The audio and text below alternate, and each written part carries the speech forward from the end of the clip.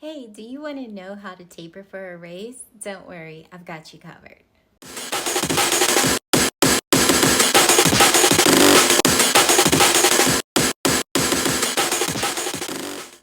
Hey, I'm going to review really quickly how I taper for a race. So if you're not familiar with this term, a taper refers to when you reduce training leading up to the weeks close to your big event, or in this case, race. So ultimately, you want to reduce the volume of training in order to minimize any muscle fatigue or soreness that you may endure because you want fresh legs by race day. So how?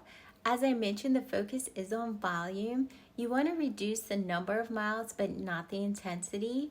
In other words, keep the same speed while reducing miles that you run each week. Now for me, by my taper time, my speed did start slipping because I could feel the accumulation in my legs, so I just slowed down naturally. So I ended up being about a minute slower per mile by that time, so I was around a 12-minute mile. But I just rather slow down and finish the program than feel burnt out by race day.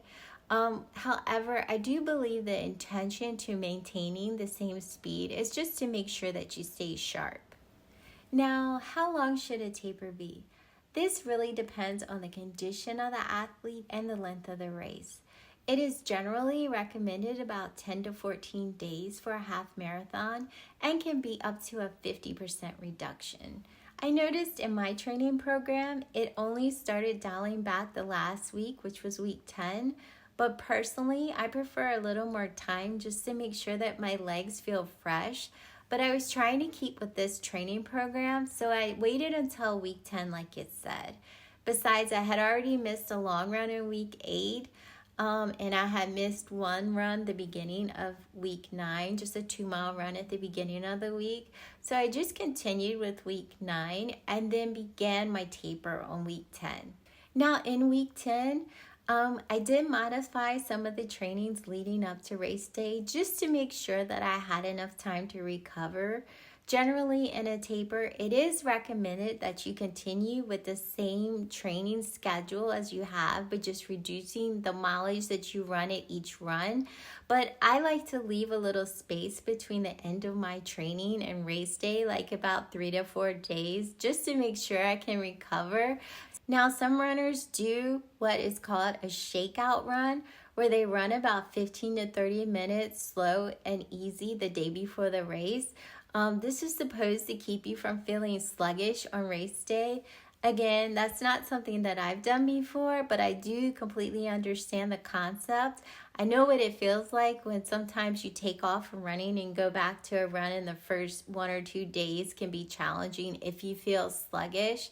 So there's something to be said for maintaining the same schedule and not taking too much time off because you don't want to have that feeling on race day. But that's just the way that I've normally ran, so I just continued with that.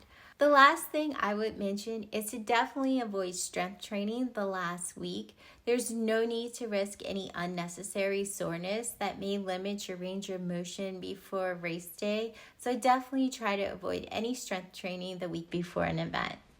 So that's it. Hope this helps. I'm new to YouTube, so if you like the content, please subscribe. And I'll see you next time on the road. But here are some clips of my weeks 9 and 10 training. Hey, 8-mile run today. Beginning of week 9. It's evening, so we'll see how much I get done. Let's do it.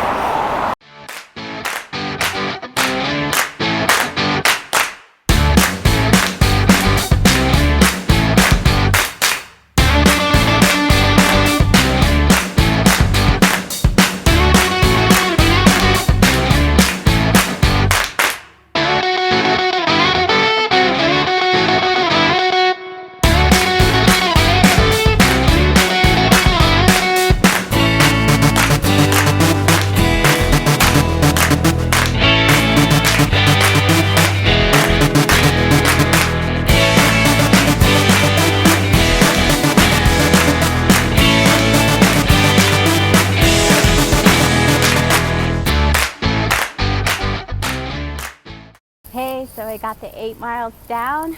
That's good enough for me. See you next time on the road. Hey, so I'm about to go out for my run. Now the Runner's World Masterclass says not to add mileage for mileage that you missed previously, so I'm not going to do that. However, I am going to combine today's run and tomorrow's run together, just so I can have a day off in between since I started my week so late. And since it's low mileage, I don't think it'll be a problem. So I have 2 miles today and 2 miles tomorrow. So I think I'm just going to do 4 today, take tomorrow off as a rest day, and then do my long run on Saturday. And so I completed that run slower than usual. I want you to know if sometimes you have to do that too, it's okay, because just getting the miles in actually gives you an efficiency. Your body becomes more efficient at running, which over time will make you faster. That's why the fact that I'm a slower runner today than before doesn't bother me, because I know just with consistent runs I'll get faster over time. So if that's your situation and you feel super slow, don't worry, just keep at it, keep doing the plan, and you'll get faster, and the runs will become easier over time, I promise. So that's 4 more miles down. I only have 1 more run this week, which is a long run. So I'll have a rest day tomorrow, and then I'll pick back up on Saturday for my long run. Hey, so today is the end of week 9. Yay! I have 8 miles to do today. Today is a long run, so easy pace. It's early in the morning. I'm ready to go.